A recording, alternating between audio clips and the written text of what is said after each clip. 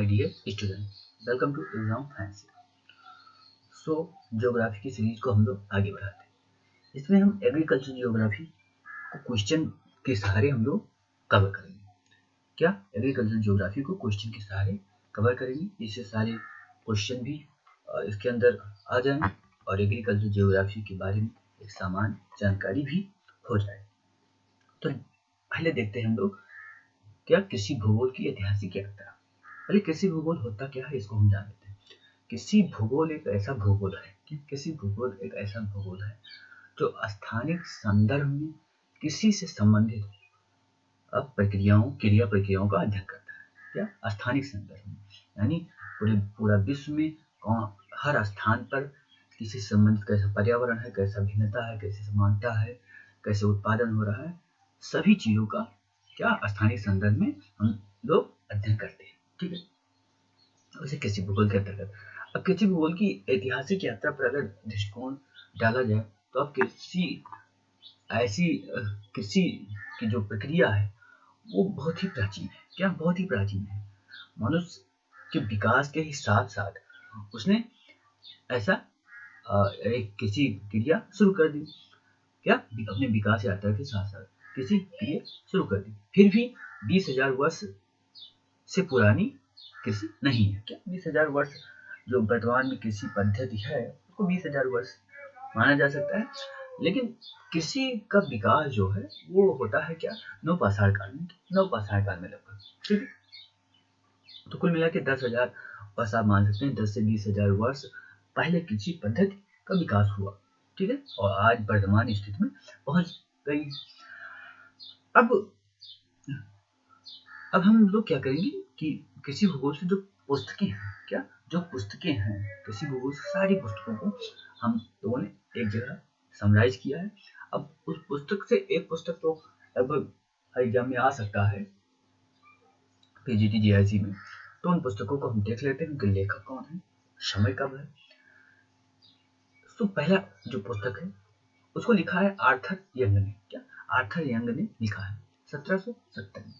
कृषि भूगोल पर ये पहली पुस्तक है, किसी लेखक के द्वारा कृषि भूगोल पर ये पहली पुस्तक है। इस पुस्तक का क्या नाम है, environment and cropping pattern in India. क्या environment and cropping pattern in India.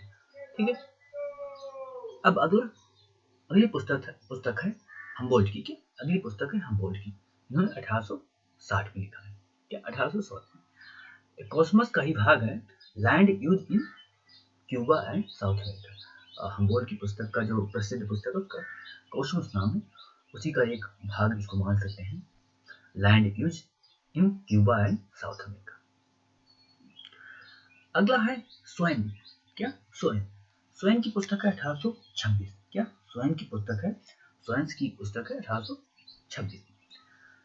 ये क्या environment and cropping pattern in Germany. क्या इनकी पुस्तक का क्या नाम है, environment and cropping pattern in Germany. तो ये 3 पुस्तक होगी।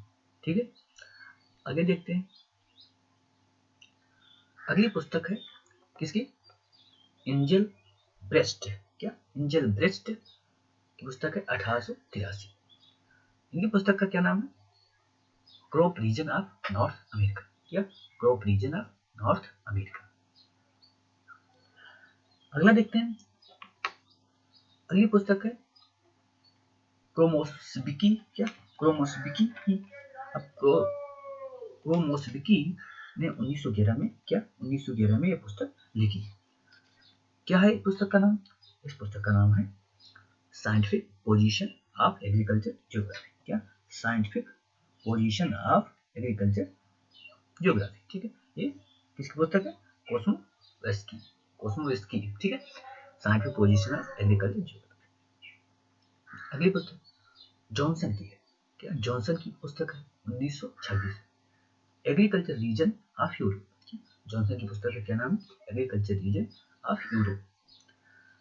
अगली पुस्तक है बेकर की। क्या अगली पुस्तक बेकर की है 1926 में ही लिखा इन्होंने भी, agriculture region of North America. क्या agriculture region of North America. अगली पुस्तक है जॉन्स की 1928 में लिखा है। क्या 1928 में। क्या इनका पुस्तक का क्या नाम है? Agriculture region of South America. क्या? Agriculture region of South America. 1930 में टेलर ने एक पुस्तक लिखी। क्या? टेलर ने पुस्तक लिखी, उसका पुस्तक का नाम है एग्रीकल्चर रीजन ऑफ ऑस्ट्रेलिया। क्या? Agriculture region of Australia. अगले विद्वान है वोल्कनबर्ग। क्या? वोल्कनबर्ग ने 1931 में पुस्तक लिखी एग्रीकल्चर रीजन ऑफ एशिया। क्या? Agriculture region of Asia. उटलिसी ने 1936 में, क्या? उटलिसी ने 1936 में पुस्तक लिखी major agriculture region of earth. क्या? Major agriculture region of earth. ठीक है। 1948 में स्टाम्प, क्या? स्टाम्प महोदय ने पुस्तक लिखी, उस पुस्तक का नाम क्या है? Land of Britain, it's use and misuse. ठीक है। किसने लिखी? स्टाम्प ने। अगली पुस्तक है वेबर की, 1954 में। पुस्तक का नाम क्या है? Crop combination of Middle East. क्या? Crop combination of Middle East. अगली पुस्तक है किसकी? सफी की, भारत के व्यक्ति हैं सफी। पुस्तक का क्या नाम है? Land utilisation in eastern Uttar Pradesh. क्या? Land utilisation in eastern Uttar Pradesh. कोस्ट्रोविकी, क्या? कोस्ट्रोविकी की पुस्तक है agriculture typology of the world. क्या? 1964 में कोस्ट्रोविकी ने पुस्तक लिखी, उस पुस्तक का क्या नाम है? Agriculture typology of the world. ठीक है। अगली पुस्तक है ग्रिग्स की, 1969 में लिखा है इन्होंने agriculture system of the world. क्या? Agriculture system of the world. D S. Sandhu, क्या? डी.एस. संधू ये भारत के हैं, 1977 में। क्या? 1977 में उन्होंने अपनी पुस्तक लिखी। पुस्तक का क्या नाम है? पूर्वी हरियाणा में गन्ने की खेती। क्या? पूर्वी हरियाणा में की है, पूर्वी हरियाणा में गन्ने की खेती। ठीक है।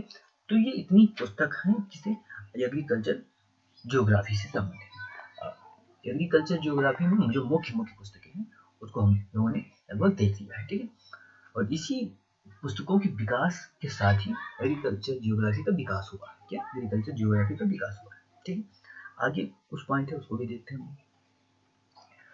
अनुभाविक उपागम। क्या? अनुभाविक उपागम, मानकीय उपागम, ईस्ट लाभ मॉडल और तुष्ट परक मॉडल। ये छोटे छोटे टर्म है जियोग्राफी में, इस एग्रीकल्चर जियोग्राफी में, उसको हम लोग देखेंगे। अनुभाविक उपागम क्या होता है? अनुभाविक उपागम एक कह सकते हैं अध्ययन का क्या है? तरीका है। क्या? अनुभाविक जो उपागम है एक अध्ययन का तरीका है। ठीक है। अब ये कैसे अध्ययन का तरीका है, कौन अध्ययन का तरीका है, इसको हम उदाहरण से समझते हैं। जैसे आप एक पीएचडी स्कॉलर हैं। क्या? पीएचडी स्कॉलर है, आपको मिलता है कि ये जो बदरपुर गांव है, क्या बदरपुर गांव है, इसका आपको अध्ययन करना है। क्या? अध्ययन करना है। ठीक है। अब आप क्या करते हैं कि बदरपुर गांव में जाते हैं, अपना क्या लगाते हैं? डेरा लगाते हैं और 10-15 दिन क्या करते हैं? अध्ययन करते हैं। यानी आप उस गांव में जाकर पूरी उसकी व्यवस्था क्या है, घर कैसा है, पर्यावरण कैसा है, मिट्टी कैसी है, इन सब की क्या करते हैं? देख करते हैं कि परीक्षण करते हैं, देखते हैं। और परीक्षण और देखने के बाद आप क्या निकालते हैं? निर्णय। क्या निकालते हैं?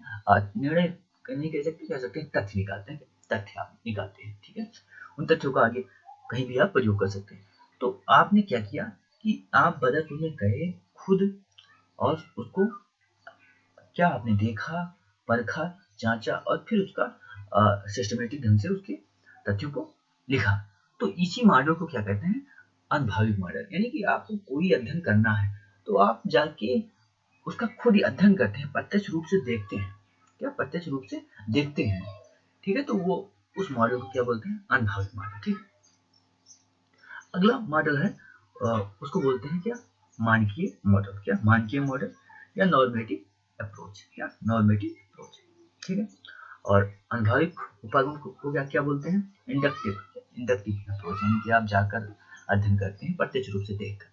अब मानकीय उपागम में क्या होता है? ये अनुभाविक उपागम का बिल्कुल आप कह सकते हैं विपरीत है।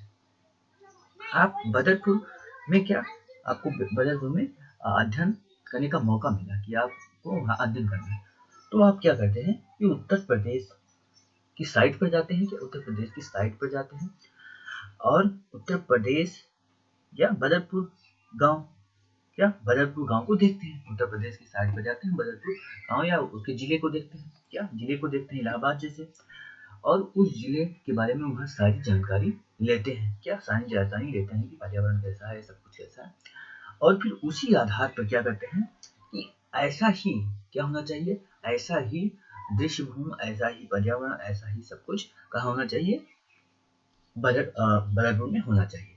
यानी आप खुद जाके अध्ययन नहीं करते, नियम अवधारणा तथ्य जो भी हैं उन्हीं तथ्यों और नियम अवधारणा के आधार पर क्या करते हैं, निष्कर्ष अपना निकाल देते हैं, क्या निष्कर्ष अपना निकालते हैं, तो उसी को क्या बोलते हैं, मानकीय उपागम कहते हैं। ठीक है, तो ये दो अप्रोच हो गए अध्ययन करने का, क्या अध्ययन करने का, किसी चीज का अध्ययन करने का दो अप्रोच हो गए, अनुभविक उपागम और मानकीय उपागम, यानी कि इंडक्टिव उपागम और नॉर्मेटिव उपागम। ठीक है, दूसरा दो मॉडल है, ईस्ट लाभ मॉडल और तुष्टपरक मॉडल, ये भी छोटे छोटे टर्म है, इसको भी देख लेते हैं।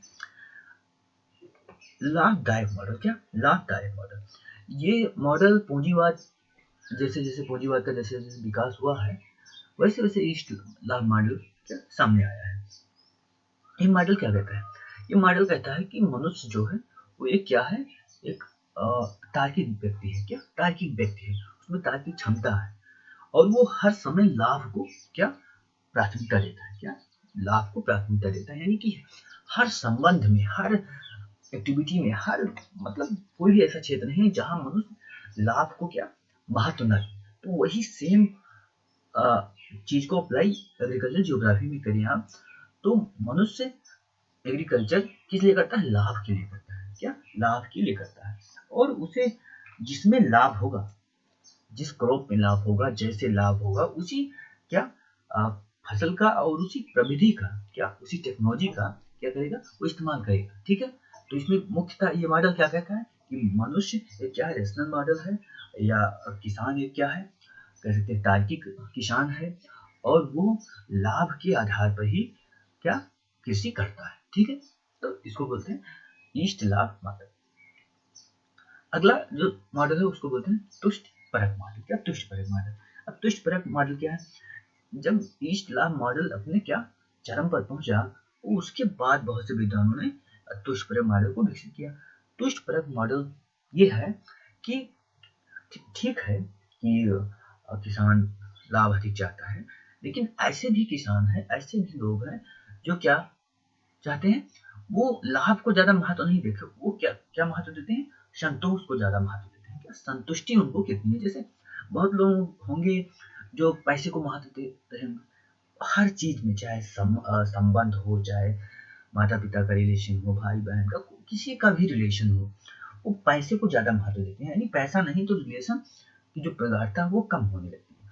लेकिन सभी तो ऐसे नहीं है, क्या सभी ऐसे नहीं है, कुछ ऐसे हैं पैसा हो या ना हो उनका जो संबंध होगा वो एक समन्वय की अवस्था पर ही होगा, क्या समन्वय की अवस्था पर ही होगा, वो आपको देखकर ही संतुष्ट फील करेंगे कि आप अच्छी ठीक है, बस पैसे की जरूरत नहीं है। तो सेम कंडीशन यहाँ पर है, क्या तुष्ट परक मॉडल में बताया गया कि बहुत से लोग हैं, बहुत से किसान हैं जो लाभ की तुलना में संतोष को क्या ज्यादा महत्व देते हैं, क्या संतुष्टि को ज्यादा महत्व देते हैं। एग्जाम्पल से आप समझ सकते हैं, वर्तमान समय में आप देखेंगे तो लगभग पूरे भारत में क्या ऐसे ऐसी समस्या है जिसमें बहुत से पशुओं को क्या किया जा रहा है, छोड़ दिया जा रहा है, क्या बहुत से पशुओं को छोड़ दिया जा रहा है उत्तर प्रदेश में स्पेशली। ठीक है, तो बैल का काम खत्म हो रहा है, तो गाय को तो रखा जाता है, लेकिन गाय जब तक दूध देती है तब तक रखा जाता है, उसके बाद उसको छोड़ दिया जाता है। बैल को तो रखा ही नहीं जाता, ऐसा कल्चर विकसित हो रहा है। तो अब इस कल्चर को कोई किसान देखता है, क्या गांव में कोई किसान देखता है कि गांव में ऐसी ऐसी समस्या है, और उसके पास खेत जाता है, तो क्या करता है वो 10 बीघा क्या 10 बीघे क्या करता है, चरी बो देता है। चरी जानते हैं, चरी मतलब आप कह सकते हैं एक मक्का की तरह होता है, क्या मक्का की तरह होता है, वो पशुओं को खिलाया जाता है। ठीक है, बाजरा, क्या ज्वार बाजरा को आप ले सकते हैं, पता उसको ही चरी बोलते हैं देहाती भाषा में, ज्वार बाजरा। ठीक है, तो बो देता है। अब वो ज्वार बाजरा केवल किसके लिए बोया गया है कि जो अनाथ पशु हैं वो आके इसको खाएं पिए, क्या वो आके इसको खाएं पिए। हो सकता है वो किसान मजदूर लगाकर उसको कटाकर भी खिलाता हो कि सभी पशु इसको खाएं। तो वो कृषि जो कर रहा है 10 बीघे में, वो संतुष्टि के लिए कर रहा है, क्या संतुष्टि के लिए कर रहा है। तो ये एग्रीकल्चर जियोग्राफी के मुख्य धर्म है। और मैंने कुछ पुस्तकों को बताया, ये पुस्तक है, अगर एग्रीकल्चर जियोग्राफी से आता है कुछ तो इस पुस्तक के अंतर्गत ही आएगा। ठीक है, तो लगभग 2 4 5 वीडियो के सहारे हम लोग एग्रीकल्चर जियोग्राफी के मुख्य मुख्य तथ्य को समझ लेंगे और टर्म को भी समझ लेंगे जो आते हैं। सो आज के लिए इतना ही, फिर मिलते हैं अगले वीडियो में। Have a nice day.